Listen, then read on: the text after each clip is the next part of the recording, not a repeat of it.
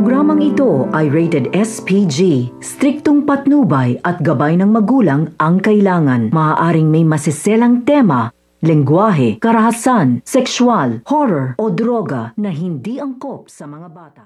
Ang pagkawala nito nga si Brian.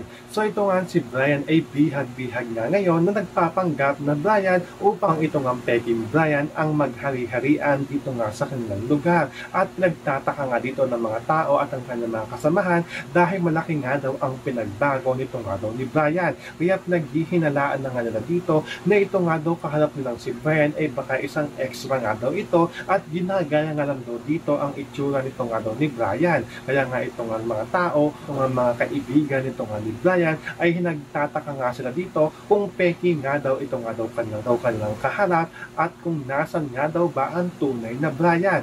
Dahil bihag-bihag nga ng peking Brian, ito nga totoong Brian at hindi naman makaalis ito nga si Brian dahil may takip nga dito ang kanyang mata at mayroon nga rin busan ito nga kanyang bibig at hindi nga rin ito makahingi ng tulong dito nga kay Daphna. So pakakaabangan nga natin dito kung matatagpuan nga ba nitong Darna na itong totoong Brian ay nakakulong nga ito at ang peking Brian ang kaharap nga nila. Yan ang ating mga pakakatutukan at pakakaabangan dito nga lang sa Darna.